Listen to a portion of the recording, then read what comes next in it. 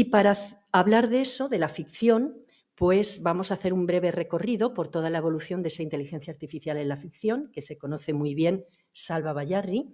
Él es doctor en física, especializado en informática, licenciado además en filosofía, fue profesor ayudante en la Universidad de Valencia, trabajó luego durante 6 años en Estados Unidos, desarrollando programas informáticos para visualización en 3D. Actualmente, además, fue uno de los pioneros en ese momento en realizar toda esa tecnología. Actualmente es responsable de desarrollo de programas en una empresa suiza, donde crea algoritmos inteligentes, él dice que son inteligentes, sí, para automatizar el diseño de infraestructuras. Es escritor también de ciencia ficción, ya lleva publicado 8 novelas, entre las que se encuentra la más reciente, que es Holocracia, obra en la que explora el papel de la inteligencia artificial en la gestión pública. Es divulgador, ha realizado numerosas charlas sobre ciencia y sobre ciencia ficción, colaborando con el proyecto Fundación Asimov para la promoción del conocimiento y el pensamiento crítico. Pero, sobre todo, es mi amigo. Y además yo lo conozco desde que estudiamos filosofía juntos, que pasa el tiempo, ya no hace falta decir cuántos años, unos cuantos años, pero nos sentábamos juntos en aquel banco de filosofía para ver si le encontrábamos algún sentido a esto de la vida. Él, mientras estudiaba filosofía, estudiaba física y se iba en medio del monte a mirar las estrellas con la astronomía, que era su otra pasión.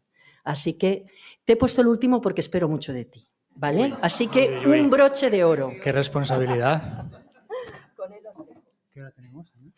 La que tú quieras, no te preocupes, porque 7:20. Vale. Porque Raquel nos ha quitado unos minutos, se los podemos regalar.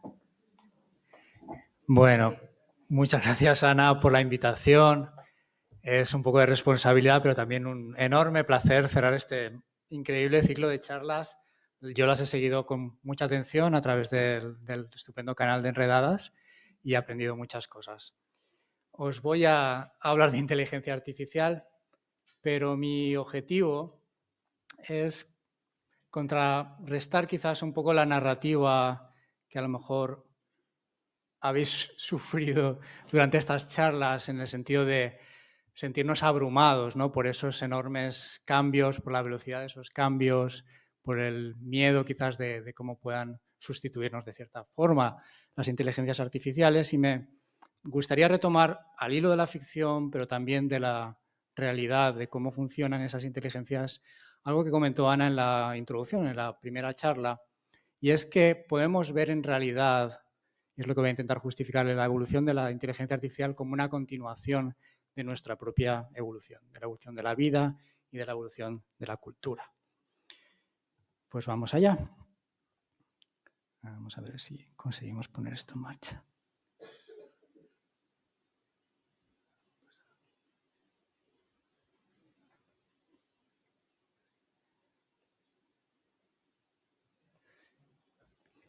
Bien, el esquema va a ser este. Vamos a empezar evaluando el origen en la ficción, porque la inteligencia artificial es una idea que surge primero en la ficción y arrastramos muchos de nuestros conceptos de cómo vemos la inteligencia artificial a través de mitos, de arquetipos que se fueron creando primero en la ficción y que todavía tenemos ahí impregnados en nuestra cultura.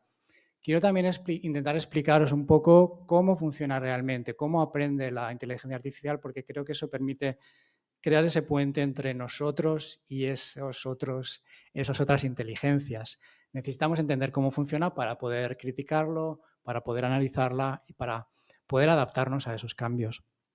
Hablaré un poco de algunas tendencias actuales, aunque muchas las habéis ido viendo a lo largo de las charlas, y finalizaré intentando defender el papel que tiene la ficción y en particular la ciencia ficción para ayudarnos a adaptarnos a esos cambios, ¿no?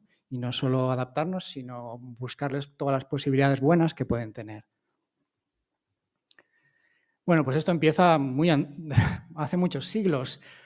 Como diría Salva Beltrán, que nos habló de China, todo lo han inventado los chinos, ¿no? Pues ellos también empezaron a hablar de la inteligencia artificial muy pronto. Ya en el siglo IV a.C., en un texto taoísta, encontramos ese relato típico, pues, del buhonero que va a visitar al rey y le presenta un autómata, un ser mecánico donde todas sus partes pues, son máquinas.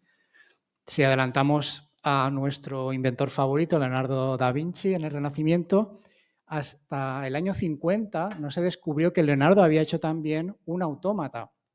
Fue el primero que diseñó este hombre mecánico, este caballero mecánico, y lo llevaba pues, en las cortes de los nobles enseñando aquello como una maravilla, una atracción.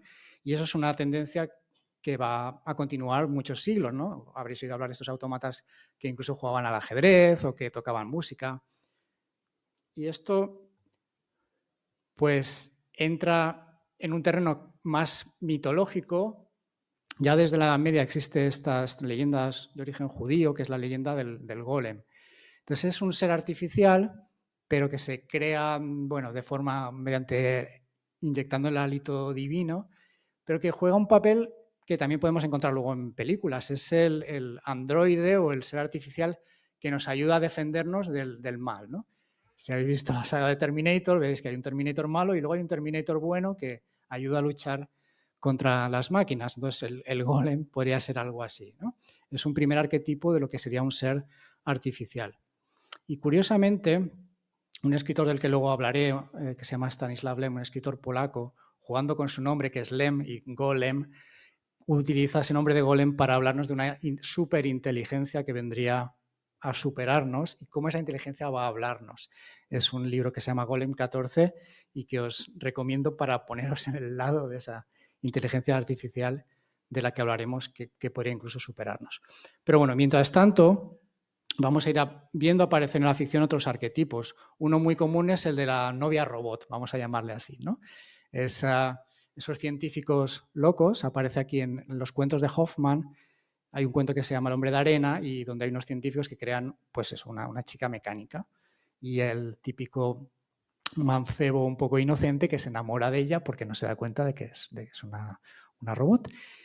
Esto va a ser un tema recurrente en la ficción también, un poco como reflejo de ese ideal femenino desde el punto de vista masculino de, oh, cómo sería esa mujer perfecta, y que luego vamos a ver que se va a ir también, bueno, revisando en la modernidad.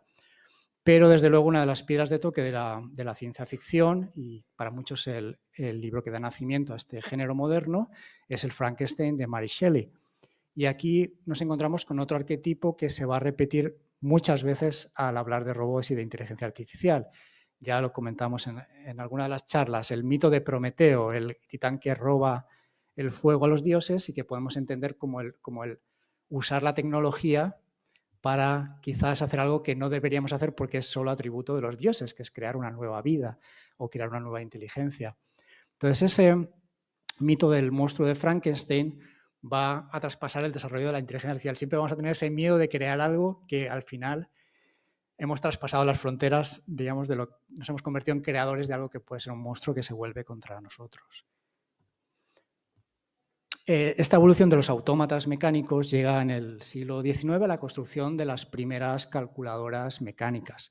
Y un inglés que se llama Charles Babbage construye y diseña estas enormes máquinas que servían para hacer pues, cálculos, lo que hoy sería una calculadora, pero se da cuenta de lo complicado que es explicar a la gente cómo usar esta máquina para hacer cálculo.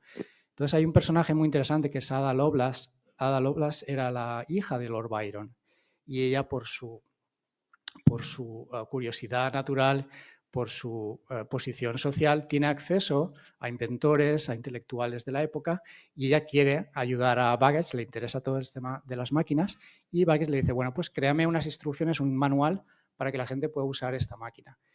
Y Ada va a inventar algo que es fundamental en el desarrollo de la inteligencia artificial, que es un algoritmo informático.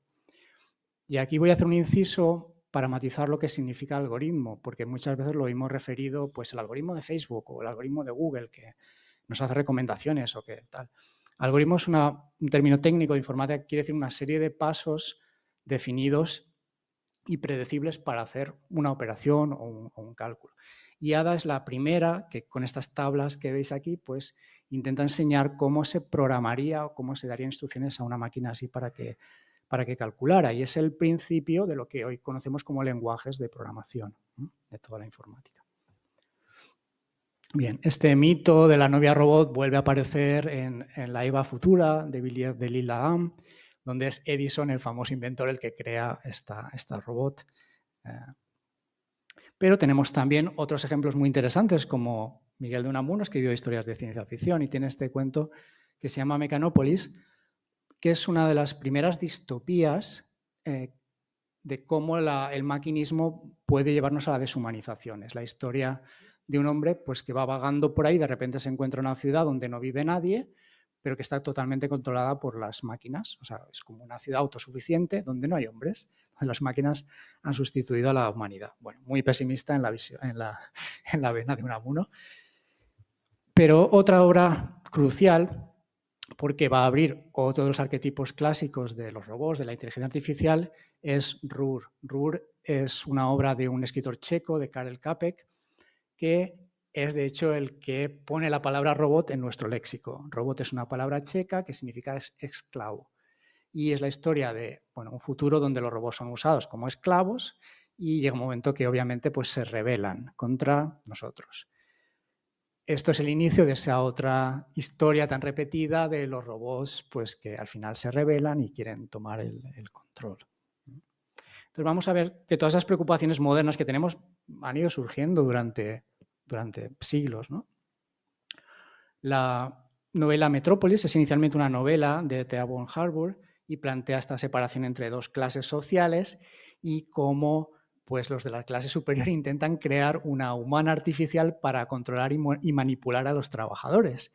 Y esto su marido, Fritz Lang, va a crear la película basada en esa novela y tenemos esa escena fantástica donde, de nuevo, el otro arquetipo del científico un poco chiflado, pues crea una humana a partir de un robot, pero dándole apariencia humana.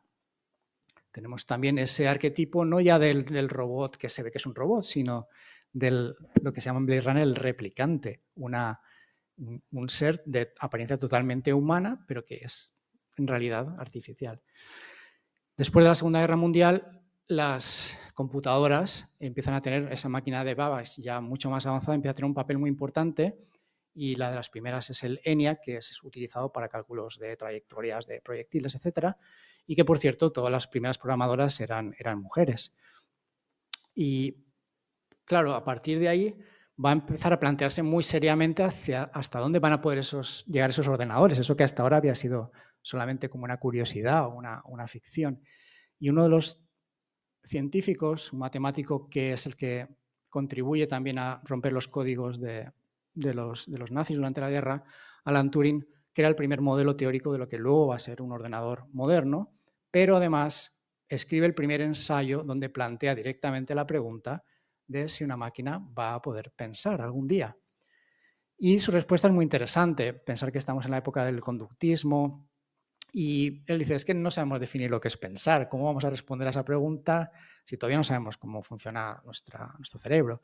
Entonces él sustituye esa pregunta, dice, en vez de eso, planteemos un test. Pensemos si ese ordenador, esa inteligencia artificial estuviera separada de nosotros en una habitación y hubiera una persona y un ordenador. Y les hacemos preguntas y a partir de sus respuestas intentamos ver cuál es el humano y cuál es el ordenador.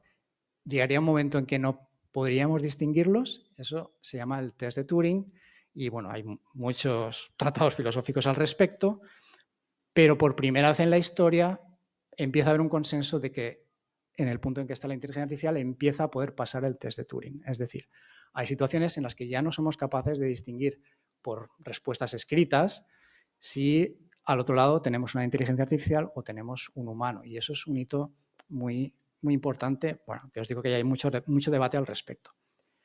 Como veis, voy a ir saltando ahora entre la ciencia y la ficción porque se van influyendo una a otra. Antes de que tengamos esos primeros ordenadores ya tenemos escritores que están escribiendo sobre robots y sobre supercomputadoras. Y quizás el más famoso sea Isaac Asimov. Él en los años 40 empieza a escribir una serie de relatos que luego compilará en unas colecciones de cuentos, la más conocida es Yo, Robot, donde plantea pues, estos robots humanoides y crea uno de los personajes más interesantes de la ciencia ficción, que es la doctora Susan Calvin, que es una robot psicóloga. Ella analiza pues, lo que les pasa a los robots y intenta ver cómo se comportan y se encuentran situaciones muy divertidas. El propósito de Asimov es luchar contra lo que él llama el complejo de Frankenstein, que hemos mencionado antes. Intenta explicar que porque creemos esas máquinas o esas inteligencias no significa que va a ser un monstruo que se va a volver contra nosotros. Lo que él propone es que obviamente tenemos que darles unas reglas de conducta, tenemos que darles unas leyes. E inventa sus 3 famosas leyes. La primera es que un robot no puede dañar a un ser humano, ni por inacción permitir que sufra daño. La segunda es que debe obedecer las órdenes, pero si no entrar en conflicto con la primera ley. No puedes ordenar a un robot que mate a otra persona. Y la tercera, pues, es mantener su supervivencia si no interfiere con las otras. Es algo, digamos, muy ingenuo, pero realmente es la primera vez que se ve la necesidad de crear esas leyes para que controlen el comportamiento de los robots, incluso antes de que exista ningún robot físico. Volviendo al lado científico, continuamos. Después de la guerra aparece Claude Shannon y hace la teoría matemática de la comunicación. Lo que está haciendo es definir lo que son los bits y los bytes y todo lo que hoy en día pues, utilizamos en los ordenadores y que tiene tantos gigabytes de memoria. Él es el que define qué significa que la información se almacene en bits. Y ese mismo año, otro científico, Norbert Wiener, publica Cibernética, el control y la comunicación en animales y máquinas. Es decir, aquí está intentando unificar en una sola teoría describir lo que son organismos vivos y lo que son las máquinas de ese año. ¿Y en qué consiste la teoría de Wiener? Es muy importante. Esto es la madre del cordero. Esto es lo que nos va a permitir unificar muchas cosas. Cibernética viene de un término griego que significa el arte de manejar un barco y es el arte de pilotar. Significa que tú quieres llegar a un sitio, tú ves por dónde vas e intentas corrigiendo el timón pues llegar hasta ahí. En términos abstractos, tenemos un sistema homeostático que puede ser un organismo, una máquina, puede ser la Tierra, que tiene un entorno del que recibe información y tiene un objetivo. Bueno, primero recibe esa información por unos sensores o por nuestros sentidos y los tiene que procesar para ver si puede cumplir un objetivo que tiene. En el caso del piloto, pues sería llegar a puerto. A partir de ese procesamiento de la entrada conforme a los objetivos, pues decide hacer unas actuaciones como mover el timón y entonces tiene unos músculos o tiene un lenguaje, tiene algo que le permite actuar sobre el entorno y recibir información, recibir retroalimentación con ese bucle que nunca termina. Esto, si lo pensamos, es un sistema de aprendizaje. Estamos recibiendo, es como aprenden los bebés cuando empiezan a andar, ¿no? Ellos van así andando un poco a tumbos y ven la respuesta que tienen sus músculos a través de sus ojos y con eso van ajustando la forma de controlar sus músculos. Un ejemplo súper sencillo pues es un termostato. Tiene un sensor que mira la temperatura, la compara con su objetivo de temperatura y entonces dice, bueno, pues voy a poner el aire acondicionado o voy a poner el calentador y así va manteniendo esa temperatura. Pero aquí no aprende nada, es un objetivo que es completamente fijo. Sin embargo, vamos a ver que este proceso lo podemos aplicar a muchos sistemas que aprenden, empezando por nuestra propia evolución y acabando por la inteligencia artificial. Este concepto lo van a elaborar una serie de teóricos y científicas y, como os digo, van a darse cuenta de que esto de la cibernética o de la teoría de sistemas que se hablaría actualmente no se aplica solamente a un organismo elemental, sino que incluye en sí todo lo que es el proceso de la evolución biológica. Gente como Erwin Schrödinger, que igual conocéis por el gato de Schrödinger, bueno, ellos demuestran que la vida, aunque aparentemente todo va hacia la entropía, el desorden y el caos, sin embargo, nosotros no sucumbimos hacia eso. Nosotros aumentamos nuestra complejidad, aumentamos nuestra información, vamos evolucionando. ¿Cómo es eso posible? Entonces van a juntar la cibernética con la evolución. Tenemos a Barbara McClintock, que es una geneticista muy importante. Jacques Monod, de nuevo, explica cómo el azar de la naturaleza es compatible con la necesidad a través de la selección, de ese proceso de aprendizaje. Margaret Mead, que es una antropóloga pionera en los estudios de campo, es también una de las teóricas que integra la genética con la evolución humana.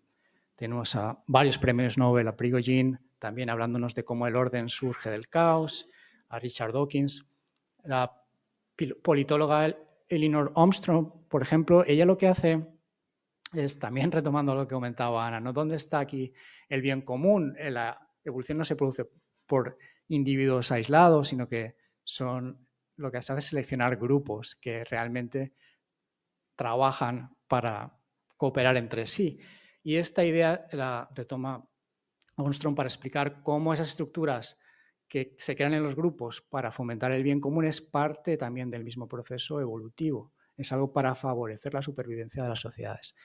Otra teórica muy importante es Lynn Margulis, que fue la que se dio cuenta de que nuestras células estaban formadas por simbiosis de organismos más antiguos, como las mitocondrias. Tenemos esos orgánulos que tenemos en las células, antes eran otros organismos que decidieron unirse para cooperar y vivir juntos en una célula. Y es la primera que plantea también lo que luego se llamó la hipótesis Gaia, que el planeta entero es un sistema homeostático, como hemos visto antes, que también se regula para mantener unos objetivos que son el mantenimiento de ciertas condiciones que favorecen la vida. Bueno, no podemos entrar en muchos detalles, pero lo que me interesaba es que vierais esta continuidad donde los sistemas que almacenan información dentro de esta evolución biológica se han ido volviendo cada vez más complejos, empezando porque al principio solo teníamos esas fibras de ADN que estaban ahí en la sopa primordial y que se replicaban, pero a partir de eso se fueron creando como capas, ¿no? Cada vez más capas que van recubriendo ese sistema y dotándolo de más capacidad de supervivencia y también de procesar información. Obviamente un hito pues, es el desarrollo de los sistemas nerviosos. El sistema nervioso tiene un ciclo exactamente igual al que yo he pintado en ese diagrama. Y anatómicamente todos nuestros sentidos entran por la parte, la vista entra por la parte de atrás del cerebro y hay un arco en el que hay varias capas de neuronas que hacen asociaciones hasta que la parte motora está en la parte frontal, ¿no? Es también un arco de ese tipo. La cultura, tal como la entendemos, es un sistema de transmisión de información entre generaciones, algo que no es posible hacer con los genes, porque los genes no aprenden. Pero cuando creamos narraciones, cuando creamos libros, eso es información que se va traspasando de una generación a otra, algo que los genes no pueden hacer. Y ese proceso va creciendo de manera exponencial en esa continuidad entre evolución biológica y cultural. Los ordenadores, los discos duros, pues ya ves que han ido aumentando desde pocos gigas a la barbaridad de información que ahora se puede procesar. Y desde ese punto de vista, la inteligencia artificial es otro paso más. Es otro paso de esta evolución donde esa especie de cáscaras que vamos creando nos permiten de una manera trabajar en un entorno de información mucho más rico de lo que podríamos hacer antes, que puede llegar a ser abrumador. Y entonces ahí está el problema, porque va creciendo exponencialmente la cantidad de información que producimos. Bien. Mientras tanto, se están desarrollando todos estos conceptos teóricos. Desde los primeros ordenadores hay gente que, a medida que se va entendiendo un poco más el funcionamiento del sistema nervioso, como la retina es una primera capa y luego hay unas capas que van procesando la información visual, pues alguien dice, ¿y por qué no? Vamos a intentar replicar eso de forma electrónica, de forma mecánica. Y se crea un sistema que se llama el perceptrón. Lo tenéis aquí.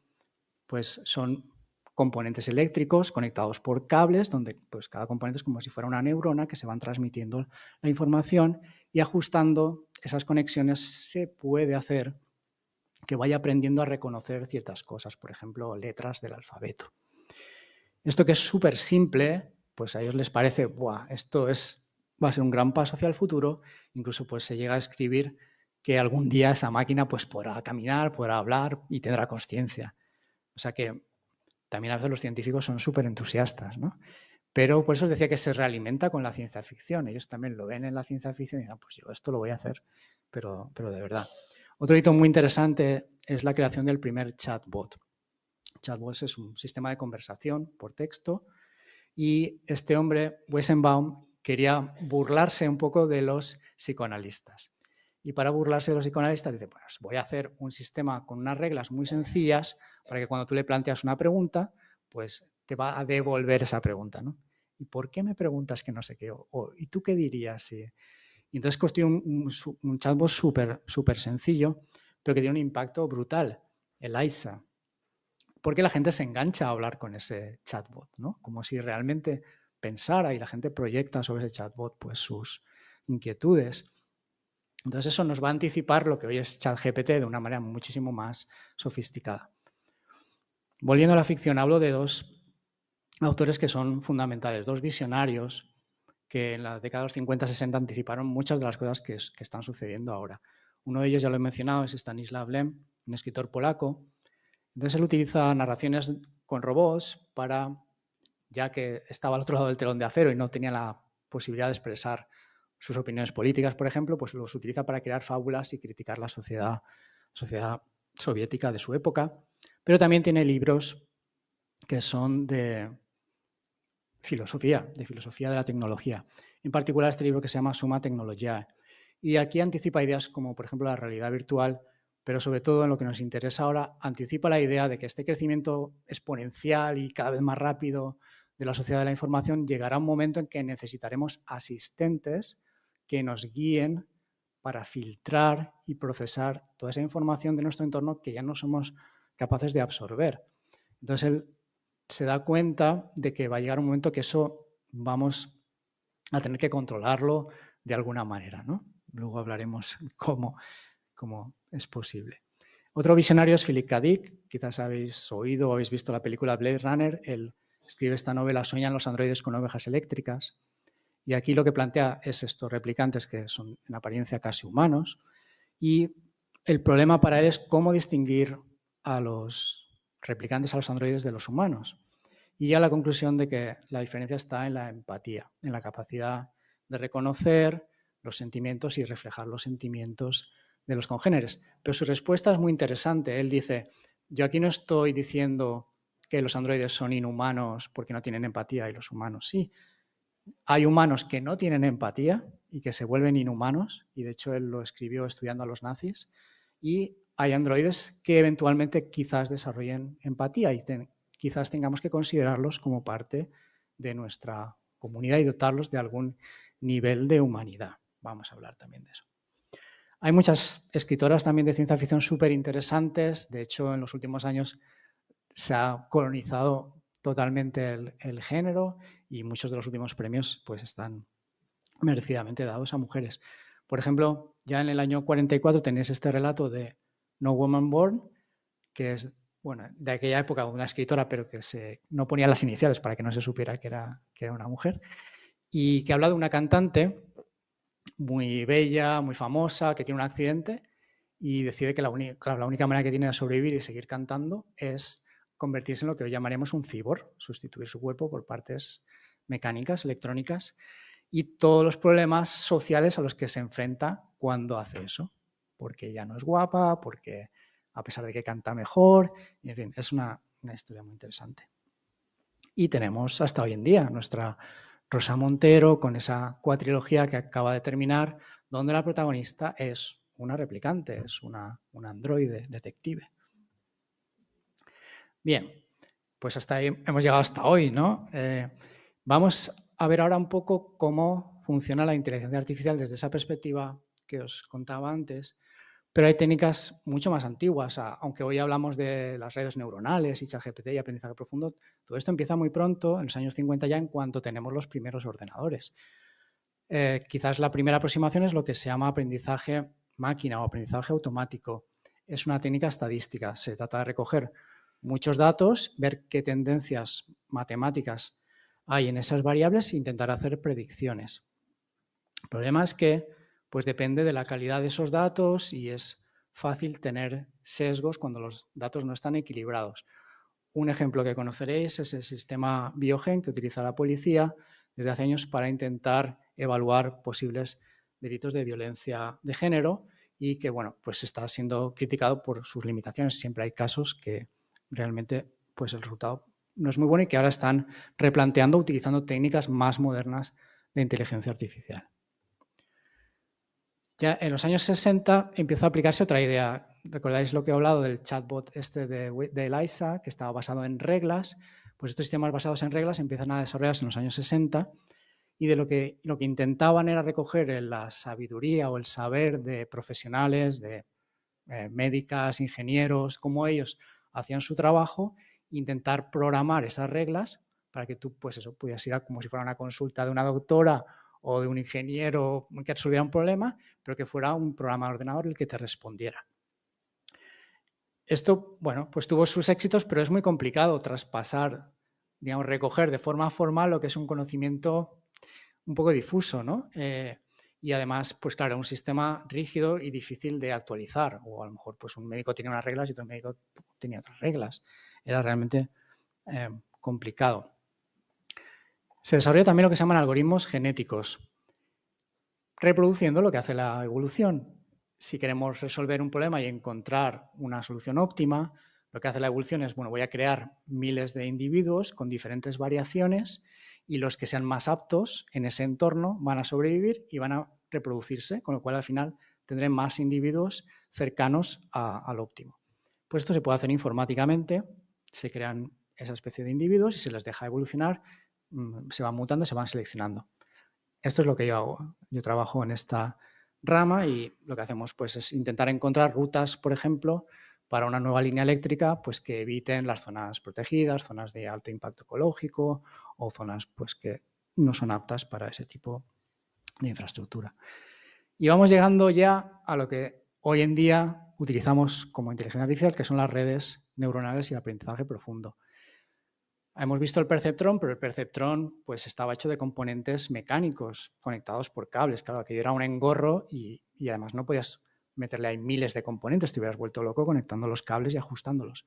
Pero con el desarrollo de los ordenadores podemos crear en el ordenador esas neuronas artificiales con sus conexiones, que son elementos lógicos que están ahí en la memoria del ordenador y que podemos organizar como nos dé la gana y cambiarlos.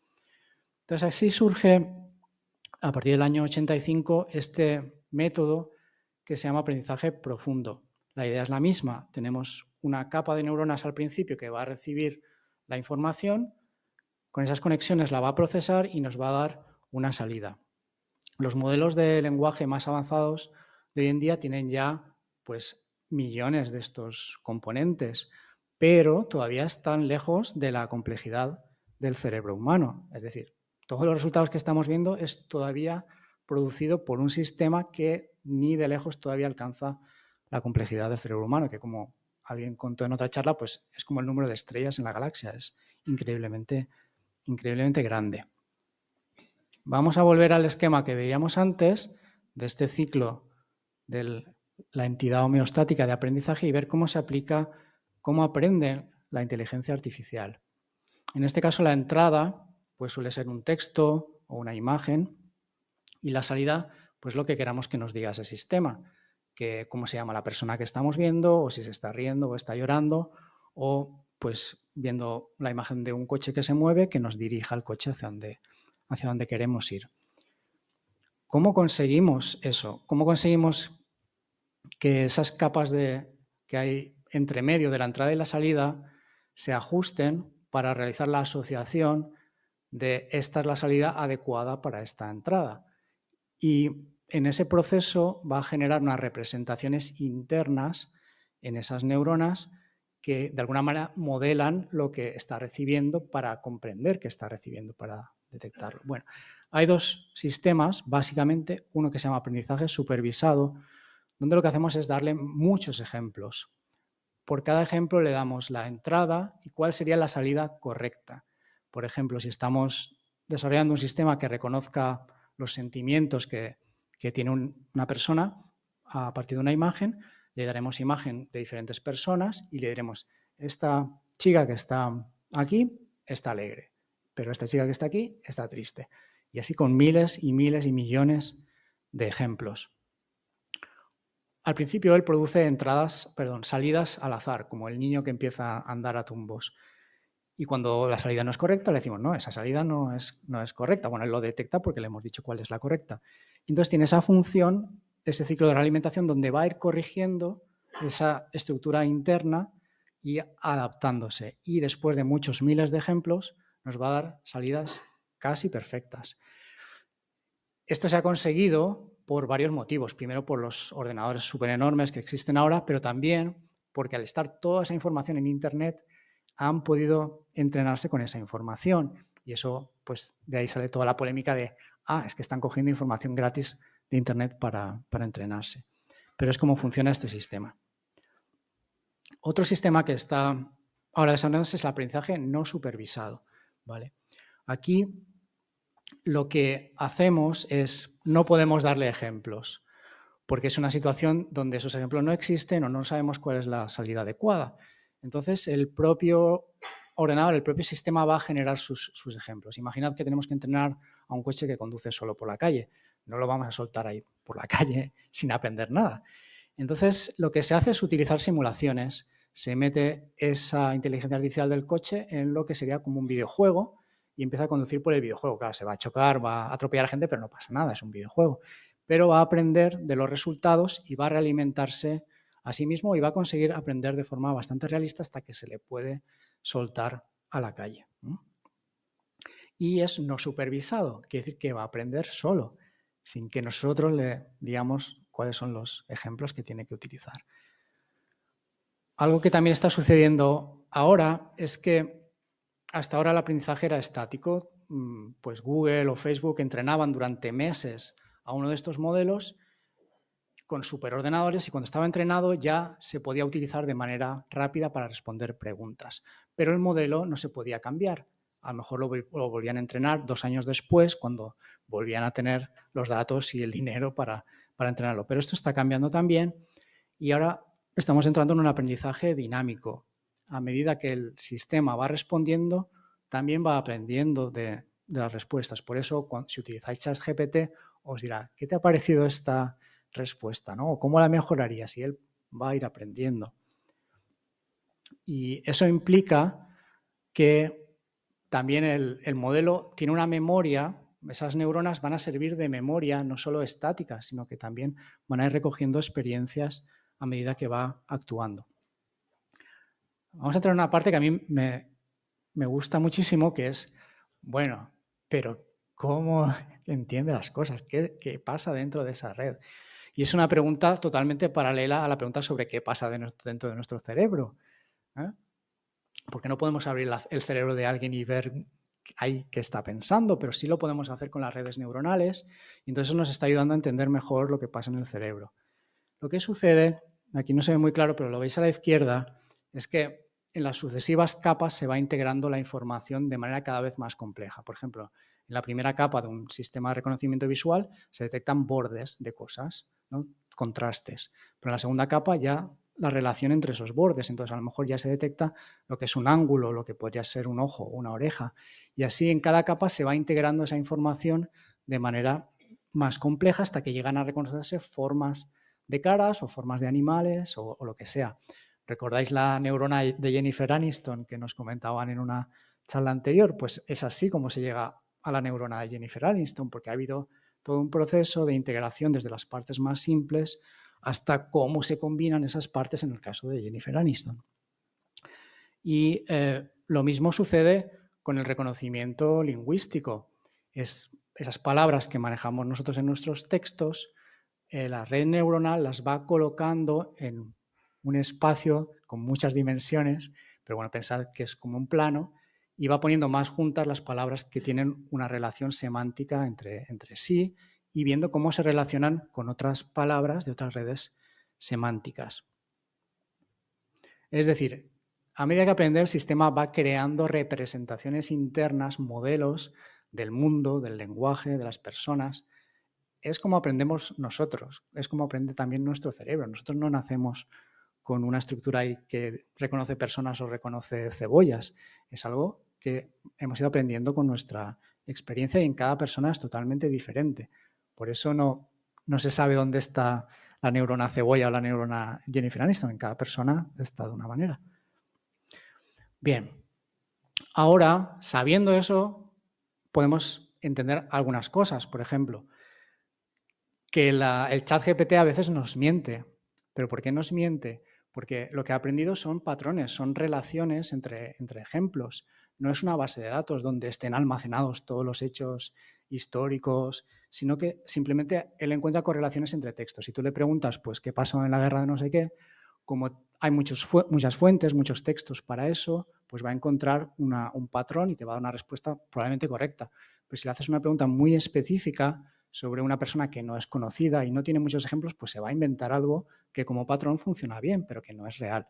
Eso se llama alucinar. Entonces hay que, bueno, las inteligencias artificiales, y hay que tener mucho cuidado con eso, ¿vale?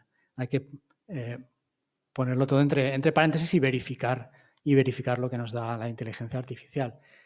Pero también yo creo que hay que matizar opiniones como la de Chomsky, por ejemplo, pues que con todos los respetos, pues a veces dice cosas un poco demasiado, no sé cómo decirlo, demasiado burdas, como que es una máquina de copiar.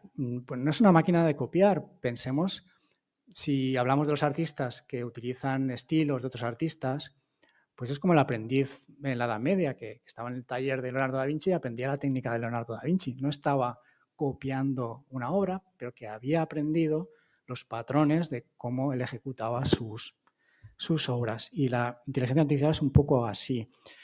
Es una discusión muy filosófica, pero no está tan claro que dónde empieza la creatividad y dónde acaba la copia, ¿no? Hay que matizar bastante al respecto. Un tema muy interesante del que habló Nuria Lloret es el de los sesgos, ¿vale? Y es un tema complicado. Las representaciones lingüísticas de las que hablábamos antes, por ejemplo, pues cuando tú entrenas una red neuronal, coloca las palabras que corresponden, por ejemplo, a profesiones tradicionalmente femeninas o masculinas, por decirlo así, en una dimensión pues un poco separada, ¿no? O sea, se ve que ahí hay un sesgo. ¿Cómo solventamos eso? Hay unas técnicas que lo que hacen es buscar en ese espacio cuál es el eje del género, por ejemplo, o de la raza. Si vemos dónde está la palabra él y la palabra ella, o la palabra rey y la palabra reina, esa dirección es la que nos marca un género neutral, digamos. Pero una profesión no tendría por qué estar a un lado o a otro, si es una profesión que pueden ejercer ambos sexos. Entonces lo que se hace es mover esas palabras a un eje neutral dentro del propio modelo de la inteligencia artificial. ¿Vale? Hay mucha gente investigando en eso, en la corrección de sesgos. Pero a veces no es lo correcto. ¿Por qué? Tenemos ese ejemplo donde Google corrigió de esta manera a una inteligencia artificial y cuando le pedían pues unas fotos de nazis, pues aparecían eso, nazis negros o nazis chinos, porque se había corregido el sesgo de raza. Entonces un nazi podía ser de cualquier raza. ¿Vale? Entonces aquí el problema es si la representación que queremos que construya la realidad, la inteligencia artificial, es una representación de la realidad o es una representación neutral, ¿no? Es una representación donde realmente queremos que elimine el sesgo. Entonces, sí, hay que eliminar el sesgo, pero depende de para qué queramos esa inteligencia artificial. Vale. Cosas de las que podéis oír hablar en las noticias, en artículos, pues para que os suene un poco y veáis por dónde va la evolución actual de la inteligencia artificial. Una es lo que se llaman agentes. Agentes significa que la gente pues, ha ido entrenando modelos que hacen tareas muy concretas y ahora se pueden combinar entre sí. Tú puedes, por ejemplo, quiero hacer una película, pues la voy a hacer toda por inteligencia artificial. ¿Y cómo hago eso? Pues no hay una inteligencia artificial que haga películas, pero puedo utilizar una que yo le doy una idea y me escribe como un guión, me escribe un texto de qué va a haber en cada escena. Y luego cojo otro agente que coge ese texto de cada escena y me hace una imagen. Y luego cojo otro agente que coge esa imagen y la transforma en un trozo de vídeo. Y luego cojo otro agente que coge eso y hace que esos personajes en esa foto hablen con el idioma que yo quiero, leyendo el texto que yo quiero, ¿vale? Todo eso existe. Entonces eso va a multiplicar está multiplicando ya las probabilidades de todo el uso generativo de la inteligencia artificial para generar todo tipo de artefactos culturales. Otra tendencia que quizás hoy escuchéis por ahí es los modelos de razonamiento. Como os he dicho, el modelo de ChatGPT más normal lo que hace es buscar patrones y te lo pone ahí como respuesta, pero puede que el razonamiento que hay detrás no sea correcto. Entonces está intentando complementarse esos modelos de lenguaje con las estructuras que nosotros utilizamos para razonar. Dividimos un problema en pasos, por ejemplo, si hay que resolver un problema matemático, o intentamos buscar cuáles son las relaciones causales para pasar del punto A al punto B por una serie de puntos intermedios. Entonces, si usáis ChatGPT, ahora veréis que hay varios modelos y dentro de esos modelos hay unos que se llaman de razonamiento que tardan más tiempo en ejecutarse, pero intentan aplicar esos patrones para darnos una respuesta que paso a paso nos va a explicar por qué ha llegado a esa conclusión. Esto es súper interesante, por ejemplo, pues para aprender tecnologías nuevas, para aprender filosofía, para aprender cualquier cosa, porque te va a dar ese análisis paso a paso. Pues no vamos a entrar en mucho detalle, pero lo que quiero que os quedéis con la idea es que la explosión que se está produciendo en la actualidad es porque lo que antes eran modelos que hacían cosas muy concretas, ahora de repente todos se están conectándose con todos y lo que hacen unos se está aprovechando para entrenar a otros. Por ejemplo, está el sistema maestro-estudiante, un modelo muy complejo. Si queremos que funcione en mi móvil, pues no puede ser de 1000 millones de parámetros. Se entrena un modelo más pequeño que se llama el estudiante para que funcione en tu móvil con lo que ha aprendido el modelo grande. Y eso tiene mucha importancia porque es lo que necesitamos para tener robots que se puedan mover por ahí de forma autónoma. No puede ser un modelo muy grande porque el robot tiene una capacidad de procesado pequeña. Lo que se llama transferencia del aprendizaje, cuando entrenamos una de estos sistemas para que reconozca, por ejemplo, caras, podemos utilizarlo para que reconozca otras cosas de las personas, porque su red en su mayoría ya tiene esas capas que reconocen rasgos. No tenemos que volver a entrenar desde cero. Todo esto, como podéis imaginar, tiene una importancia impresionante en lo que es la educación, porque son herramientas que van mucho más allá de lo que teníamos hasta ahora y que los estudiantes, por supuesto, están utilizando a saco, ¿no? Esto ya se vio. Asimov tiene un par de cuentos donde en el futuro habla de que los estudiantes tienen este tutor personalizado, que es una inteligencia artificial, y que les guía en su aprendizaje, pues por donde, según su estilo de aprendizaje, o sus intereses, pues les sea más conveniente. Y la nostalgia que tienen cuando descubren un libro antiguo y dicen, ostras, ¿cómo ha estudiado la gente antes con esta cosa de papel y cómo aprendían, ¿no? El caso es que hay que replantear, creo yo, muchas cosas de la educación, que en algunos aspectos ya está bastante obsoleta.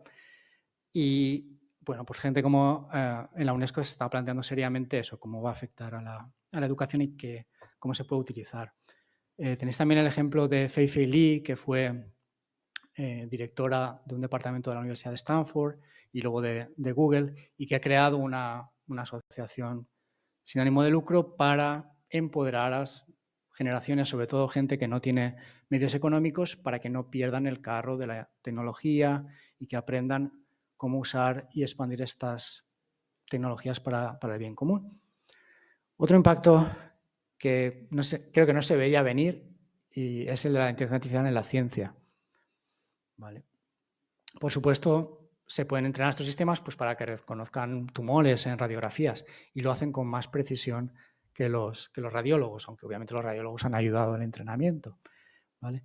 Pero llegamos al nivel de que no es que la inteligencia artificial esté ganando premios Nobel, pero casi. El premio Nobel de Química del año pasado no lo ganó un químico, lo ganó un equipo de informática que creó un software que resolvió un problema que los químicos no eran capaces de resolver, cómo se plegan las proteínas dada su estructura, un problema súper difícil. La inteligencia artificial nos permite abordar problemas de una complejidad mucho mayor de la que nosotros como individuos podemos abordar. Y están saliendo también sistemas que permiten aplicar esta búsqueda de información, esta integración de información a la investigación científica. Entonces, lo que antes era una pesadilla de buscar en revistas, de tal, bueno, ahora ya lo buscábamos en Google en vez de ir a la hemeroteca, pero es que ahora ya te lo va a hacer todo y te va a integrar esa información conforme a lo que tú necesites. Otra tendencia que vamos a ver poco a poco son los robots que van a convivir con nosotros de una manera u otra. Los japoneses, que son súper fans de todo lo que sean robots y mascotas y eso, están usando robots, como es una población que está envejeciendo, para que hagan compañía, para que trabajen en los hospitales, con los niños. Y una de las personas más interesantes en España que trabaja con inteligencia artificial es Carme Torras, en la Universidad Politécnica de Cataluña, y trabaja precisamente en este tema, de cómo los robots pueden hacer tareas asistenciales y estar en un entorno humano sin que cause problemas, claro, ¿no? Sin que haya una relación. Y además, Carme es una escritora de ciencia ficción también. Su libro La mutación sentimental se usa como libro de texto en algunas universidades americanas precisamente porque plantea eso, cómo los robots en el futuro van a convivir con nosotros. Ya os he hablado de Philip K. Dick y de Blade Runner. Esta mito, este arquetipo de la novia robot, lo podemos encontrar también en películas recientes, pero se le está dando la vuelta, ¿no? Si veis, por ejemplo, la película de Her, con Scarlett Johansson haciendo la voz de la inteligencia artificial, ella acaba superando al hombre, al humano, ¿no? O en Ex Machina es una robot también programada como un ideal femenino, pero que al final se revela, ¿no? Entonces se está revisitando también estos mitos que arrastramos, pero todavía este tema de en qué medida la IA puede ser compañera, puede ser compañía, es un tema muy candente porque hay personas, quizás por ese aislamiento que comentaba también Ana de la juventud respecto a la sociedad y esa involución hacia, pues, digamos, un entorno más cerrado, más privado. Están apareciendo muchos casos de personas que se están enganchando a estas aplicaciones de novias o novios virtuales, pues como con algo que realmente respondería o no a sus necesidades y todos los problemas que eso puede acarrear. Pero bueno, pensemos en las posibilidades que tiene todos los problemas que tenemos de salud mental, si realmente hay programas de inteligencia artificial que pueden ayudar a las personas a sentirse acompañadas, a hablar de sus problemas, puede ser también positivo. Algo que también escucharéis hablar es la inteligencia artificial general, la AGI y la superinteligencia.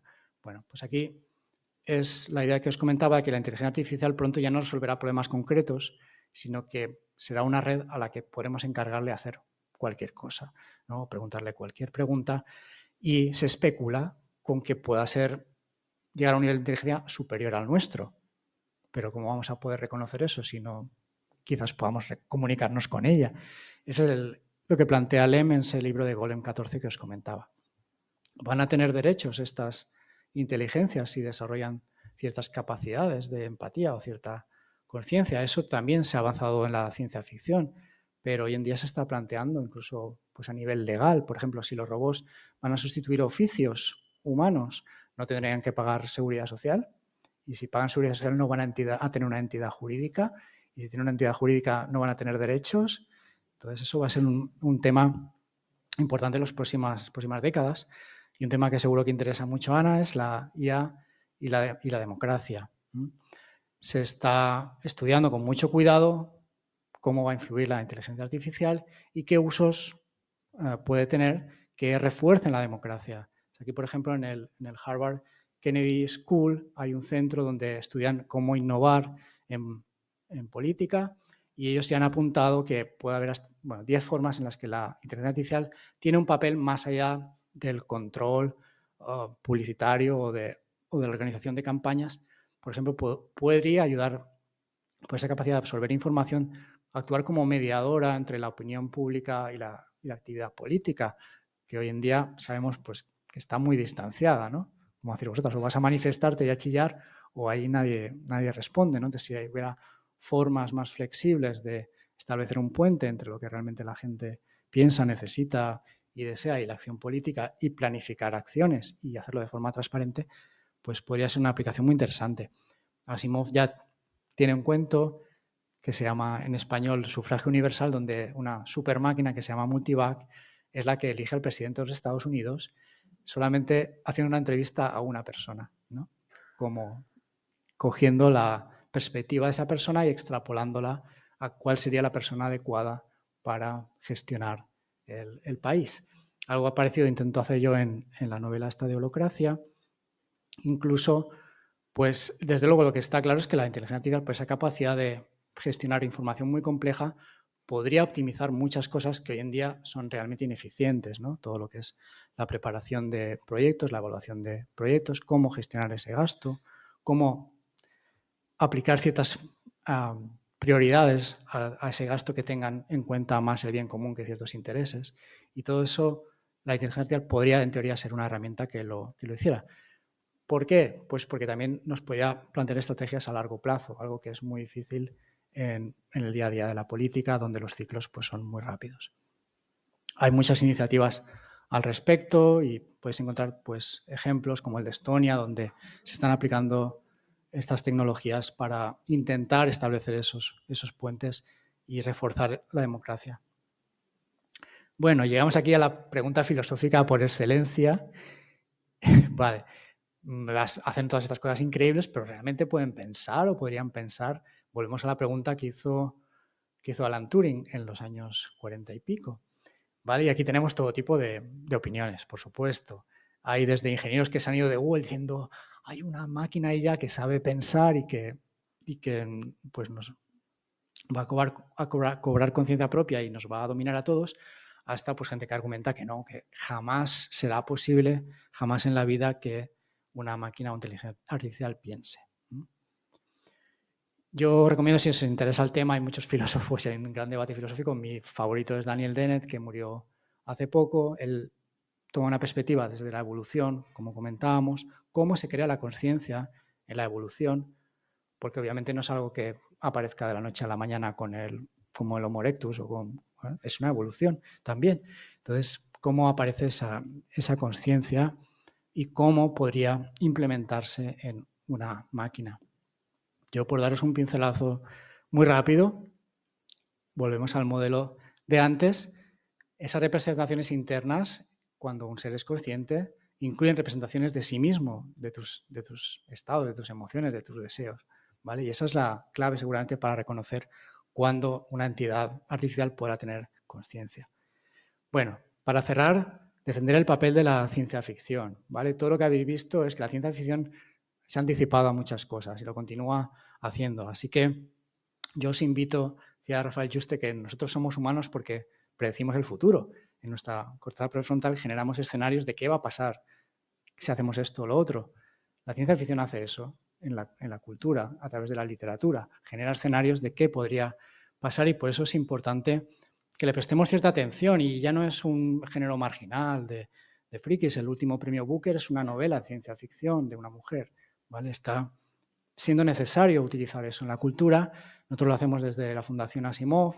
Podéis ver ahí un montón de material de cómo se puede utilizar la ciencia ficción para fomentar el espíritu crítico y contrarrestar algo que comentaba Noemí en la última charla, que es esa visión distópica que tienen sobre todo los jóvenes, que están bañados en todas esas narrativas apocalípticas, ¿no? Tenemos que buscar una ciencia ficción que nos proponga ideas, que nos propongan escenarios de los que podamos enamorarnos. Hacemos unos cursos en la biblioteca de Marchalenes, pues si os interesan, de la historia de la ciencia ficción.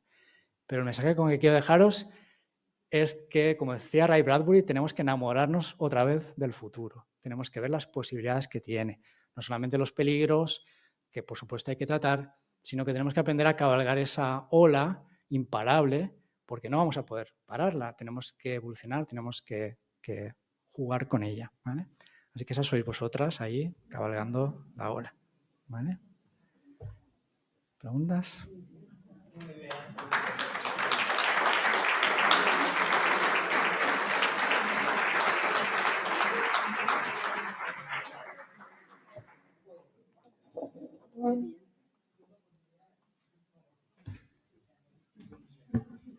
Qué genial, ¿no? Nos ha puesto arriba de la ola. Y además con mensaje positivo, que nos volvamos a enamorar del futuro. Con lo cual, yo me parece que sí que has cumplido, Salva, las expectativas que queríamos. Y sobre todo de dejarnos, sí, con un mensaje de no pensar que la inteligencia artificial... Sí, de no pensar que la inteligencia artificial iba a dejarnos con esa sensación tan negativa o distópica. No. A ver, palabras. Eduardo. Ah, no ha pedido. Venga, va, sí. Va, abre el fuego. Abre el fuego. Que yo le anime. Nada, muchísimas gracias. No, se porta bien. No, muchísimas gracias. Yo creo que es verdad que hay que enamorarse del futuro. Que hay que enamorarse del futuro, porque yo estoy enamorado de mi nieto, ¿no? Y mi nieto es el futuro, ¿no? Y entonces, claro, Ana ha empezado... Como te salga informático de inteligencia artificial... Ya no estaré aquí. Cuando sea informático él, yo ya no estaré por aquí. No, lo que me refiero es que al empezar has dicho una cosa, lo de que la música, ¿no? Pero había una época que únicamente se podía escuchar música si ibas al esto, y luego se inventó el LP, con lo cual podías escuchar la música en tu casa. Y eso, pues yo creo que ha ido bien, ¿no? El problema de estos días, que al final parecía esto como una sala del infierno, ¿no? Porque cuando salía afuera todo el mundo salía como asustado. lo que me preocupa es cómo se podrá controlar esto. O sea, esto no se puede dejar al libre albedrío, ¿no? Yo a Ana le he enviado un correo electrónico, le he dado el coñazo estas semanas enviándole fotos y cosas. Lo de hoy no he podido verlo. No te preocupes, ya lo leerás. No. Esto, Sí. ¿cómo, por ejemplo, hay un sistema en estos momentos para controlar las universidades? O sea, no la inteligencia artificial, sino los que programan la inteligencia artificial quieren controlar las universidades, que es un elemento de freno, podría ser de crítica a este mundo que estamos entrando más complejo, ¿no? Entonces veo que los ciertos pantanos que se podían poner de regular, me da miedo que se desregulen, ¿no? Esto sería una cuestión. Y luego hay un tema, cuando hablamos de esto, ¿un robot puede morir de cáncer? Claro, esto es un tema, cuando hablamos del ser humano o del ser humano y las máquinas. Y lo que sí que es verdad que esa corteza prefrontal que usted ha puesto al final, en el ser humano, esta inteligencia artificial la está afectando a las nuevas generaciones. De ahí los suicidios en jóvenes y de ahí las autolesiones que se están produciendo o esa chica que se ha suicidado por un amor, ¿no? Entonces yo creo que este juego perverso que hay entre máquinas y las máquinas sentirán, yo creo que las máquinas entiendo que no enfermarán de cáncer, no tendrán cálculos renales, ¿me entiendes lo que te digo? Y lo que sí que quiero es que estas máquinas me ayuden a que si tengo que morir, muera mejor, a que si puedo prevenirlos, fantástico. Porque claro, la pregunta es, si yo a un recién nacido le tengo que dar una dosis de un medicamento, ¿lo decido yo o lo decide una máquina? Porque una cosa es, diséñame un libro o lo que estamos hablando, bueno, que si sale bien o mal no pasa nada. Pero una dosis de un medicamento... Vale, hacemos más ¿vale? preguntas. Eso es. Quedado claro. Por aquí. Vamos a hacer varias si quieres.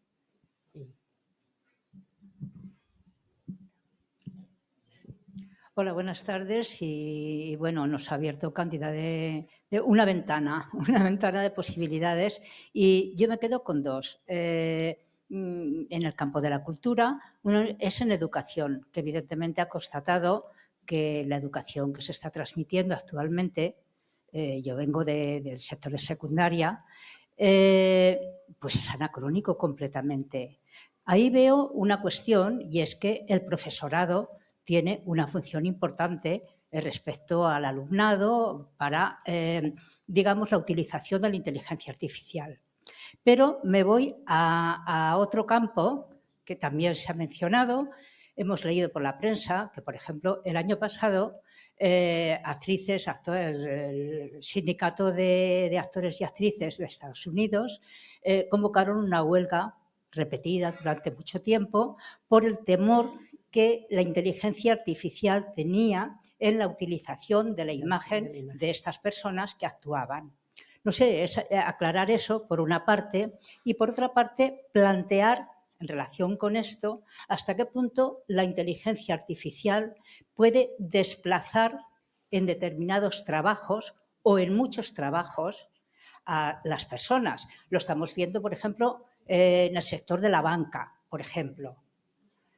En el caso del cine ocurriría exactamente igual, porque, bueno, otro caso particular, pero ya es, digamos, un campo que afecta más a lo individual, es en el de la escritura. Poetas, escritores, sea del ámbito que sea, la narrativa. ¿Cómo están estos temas? O sea, constatación en la educación.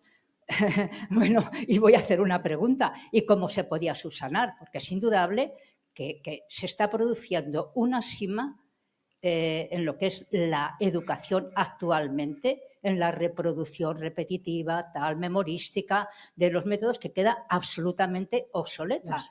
Yo me sitúo en asignaturas, por ejemplo, de historia del arte. He hecho ahora un trabajo. Entonces, una historia del arte, por ejemplo, dada en un sentido cronológico o en historia, por ejemplo, que sigue siendo mi campo, cronológico, resulta absolutamente anacrónica.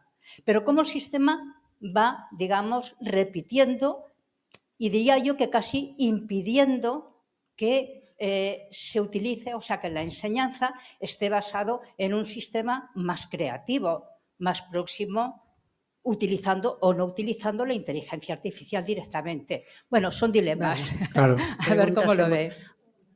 Otra pregunta más y así podemos... Porque voy mirando la... ¿Tú estás apuntando? Lola. No, yo no estoy apuntando, pero tú lo memorizas todo, que tienes inteligencia. Lola. Natural, totalmente, tiene...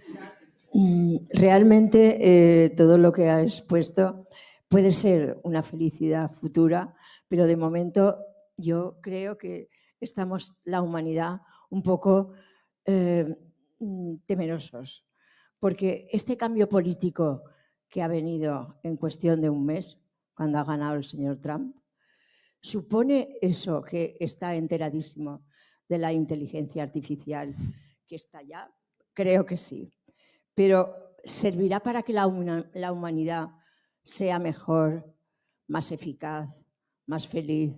Porque si sabemos tanto, de algo nos va a servir.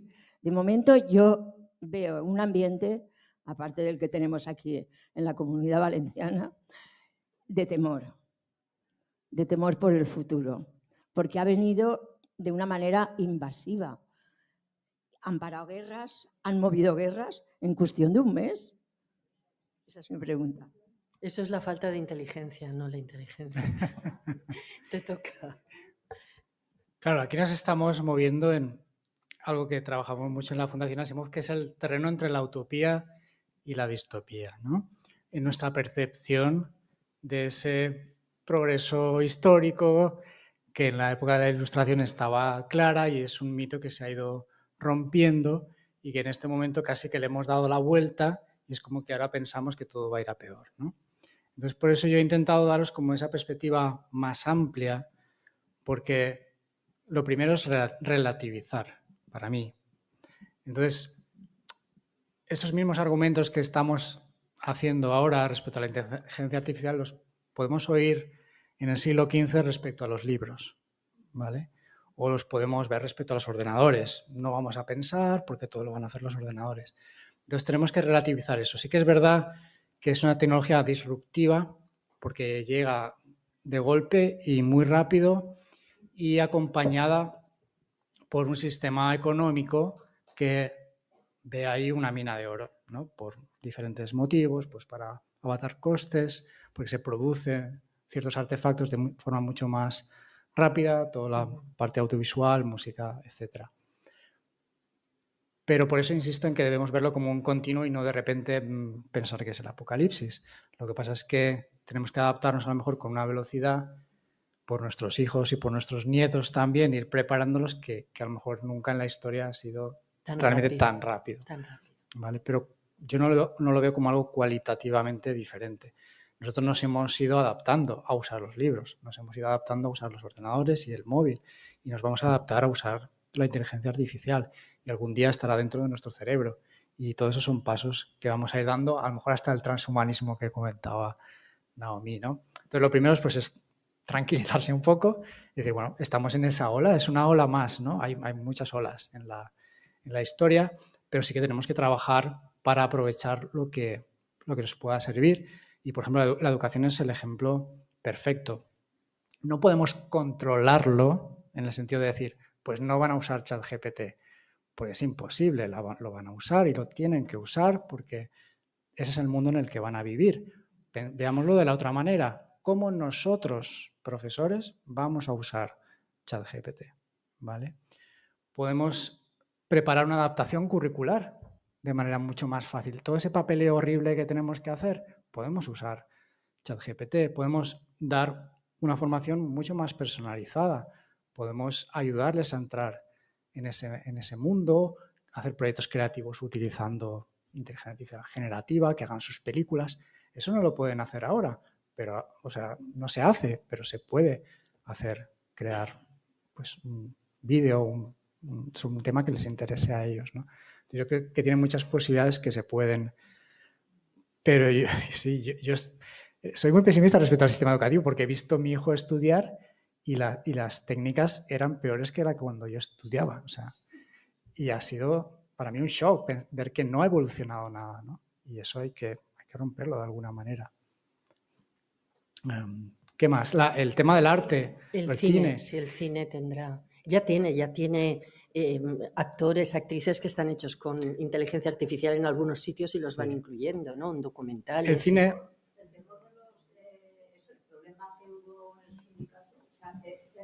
Es real, pero es algo que está ahí. Es decir, el cine ha pasado también por muchas olas. Cuando llegó la televisión, el cine tuvo que cambiar totalmente de planteamiento. El cine sonoro, todo eso son tecnologías. La cantidad de actores que disruptivas. Desaparecieron por tener mala voz. Entonces, ¿qué pasa? O la televisión. ¿Cuántos jóvenes ven la televisión ahora? Casi nadie. Ven canales de YouTube, ven canales de Twitch. Los medios van cambiando. Entonces, las profesiones creativas se tienen que ir adaptando, aunque generacionalmente es difícil, pero es así. Nuestra evolución cultural va cambiando de forma. Entonces, yo creo que sí, seguirá produciéndose películas, pero por ejemplo ahora ya se hacen más cosas para streaming que para poner en los cines, ¿no? En los cines se pone un poco como excusa para que igual se presenten a los Oscars, pero realmente la audiencia está más en el streaming. Los creadores van a poder tener medios para producir películas mucho más baratas.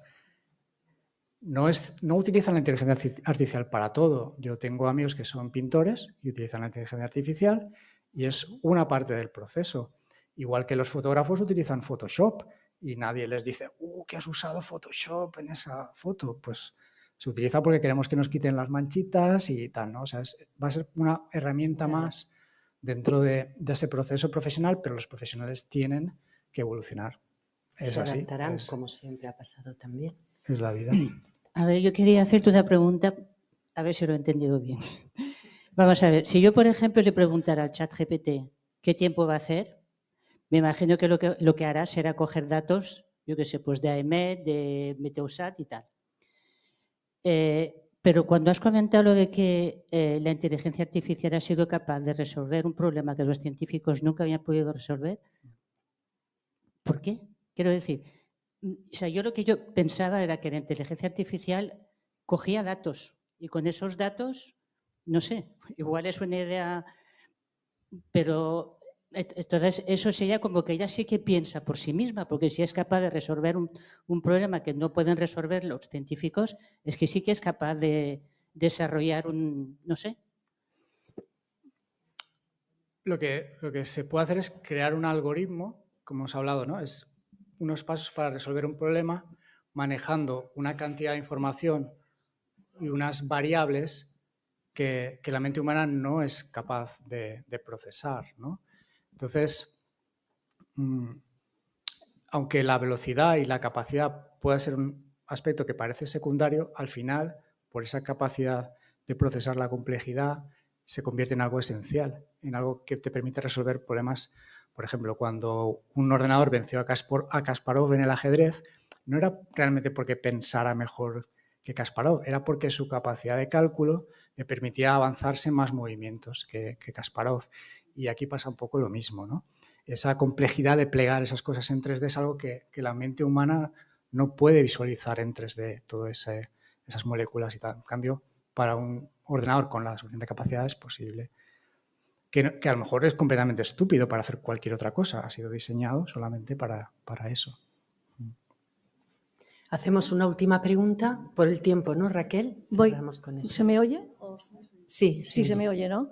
Bueno, yo tengo un montón de preguntas, pero voy a intentar hacer la pregunta que me interesa. Vale. Me ha impactado toda la información que has dado, me he quedado con ganas de averiguar muchísimas cosas, pero sobre todo la pregunta que me planteo, ya son varias, es que si verdaderamente, digamos, que el hombre ha evolucionado y llega un momento que los científicos, los neurólogos, tienen un problema para averiguar cómo el hombre realiza esa consciencia de ser, del razonamiento ese, que parece ser que están ahí todavía investigando, si es que ahí se ha parado la evolución del hombre, es un planteamiento, y que ahora viene la inteligencia artificial con otras posibilidades, digamos, de implantar memoria artificial, alguna otra cosa, y a mí se me plantea ahí una cosa un poco extraña. Si se para la evolución o la evolución la seguimos de otra manera, esa otra manera no es natural, con lo cual podría realizarse una evolución un poco más condicionada a unos intereses. Eso por una parte, que es lo que me planteo. Y por otra me ha llamado mucho la atención lo de los sistemas homeostáticos, que dado que tenemos en nuestro organismo tantos sistemas homeostáticos, el sistema neuronal concretamente, cabría la posibilidad de en un momento dado, tal como avanza la ciencia y la tecnología, sería posible de imitar y poder averiguar y suplantar nuestras funciones cerebrales.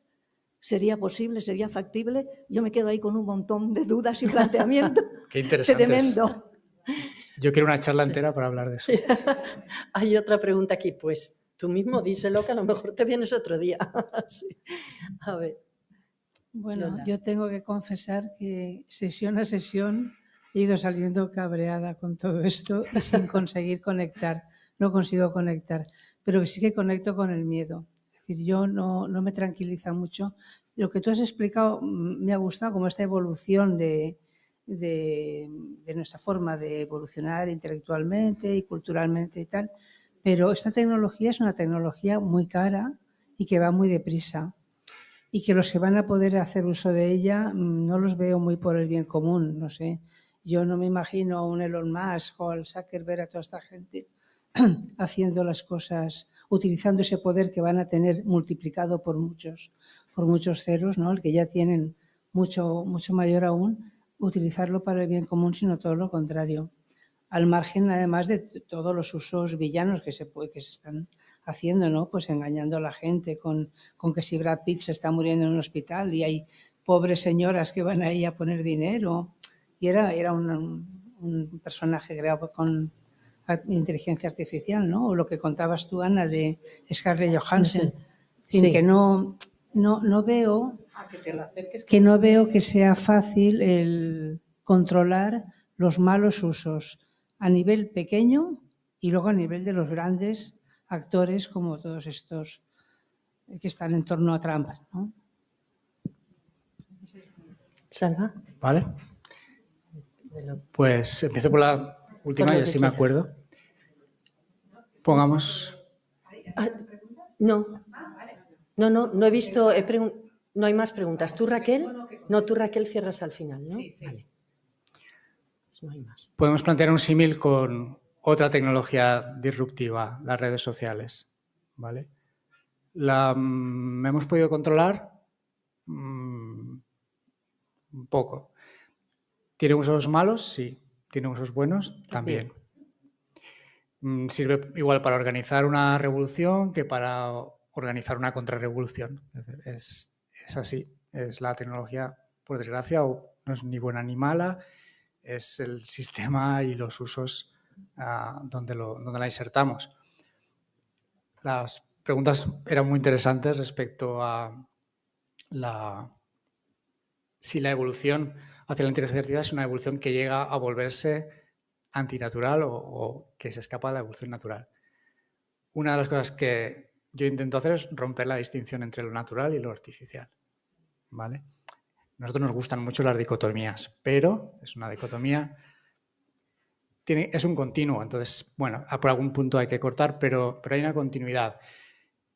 Igual que los ordenadores, los libros, el móvil son extensiones de nuestro sistema nervioso, porque nos ayudan a acceder a más información y nos ayudan a proyectar más acciones. La inteligencia artificial va a ser otra herramienta más.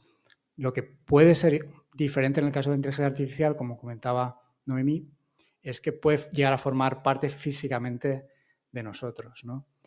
Y lo que sí que es cierto es que eso va a generar algo que también se comenta en esa charla, que va a ser una diversificación o una bifurcación quizás de la tipología humana y mucho más, imaginaos, si vamos al espacio y unos en el planeta tal evolucionando de una manera y otros en el planeta cual de otra manera.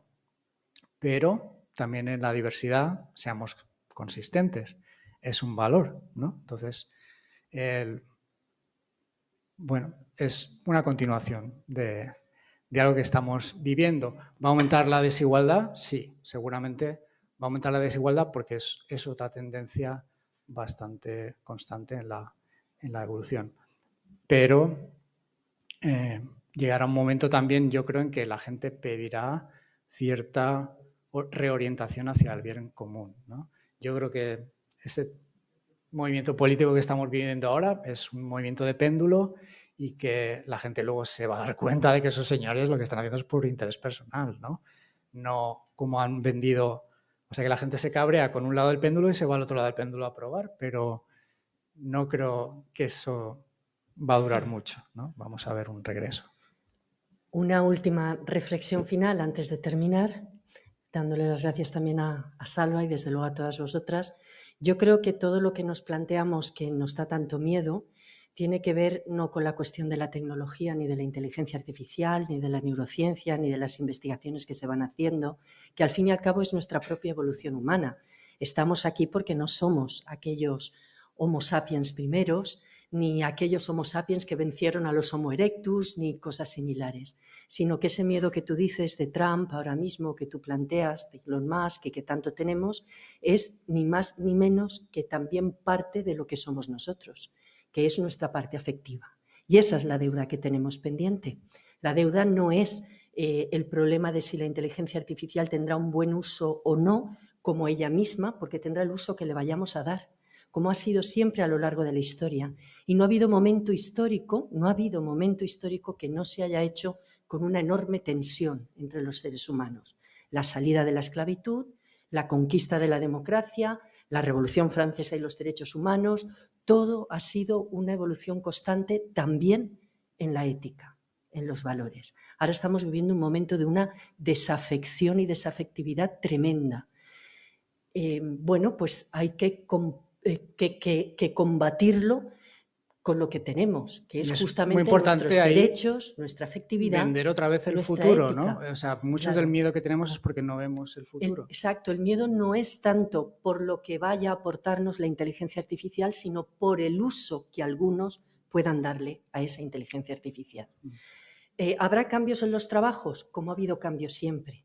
Lo hubo en el primer capitalismo y Carlos Marx supo determinarlo perfectamente bien y todo se fue adaptando. Los jóvenes que vienen no tendrán problemas con el uso de la inteligencia artificial, tendrán sus oficios, tendrán sus trabajos, tendrán sus miradas. Lo que hay que intentar es enseñar a que lo miren de forma ética, a que no perdamos esa afectividad. Y vuelvo a recordar lo que siempre decía Ortega y Gasset: un tigre no se puede destigrar, un humano se puede deshumanizar. Y esa ha sido la constante continua a lo largo de la historia. Y estamos en ese mismo punto. El punto y el pulso es: ¿vamos a conseguir seguir siendo humanos o vamos a permitir que venza la deshumanización en base al negocio, a la economía, al interés, a la sinvergonzonería, a los mafiosos y a los delincuentes? Vamos sumando adjetivos a los que están al poder. Bueno, pues el pulso que hemos tenido a lo largo de la vida, y nunca nos hemos quedado parados ni paradas, y menos este seminario de mujeres grandes, que saben protestar en la calle y donde haga falta, que llevan 28 años aprendiendo y haciendo seminarios, que conozco a Lola desde sus primeros pasos. Lola, no me digas ahora mismo que Trump te puede dar miedo a ti. A una mujer de la valentía de Lola. Bueno, pues hay que vencer ese miedo, porque no es ni más ni menos que la lucha histórica que hemos tenido siempre en la humanidad. Así que a recuperar afectos es el mensaje que os puedo decir, y a que volvamos los éticos a estar también en un papel con los físicos incluidos. 1000 gracias al Seminario de Mujeres Grandes. 1000 gracias.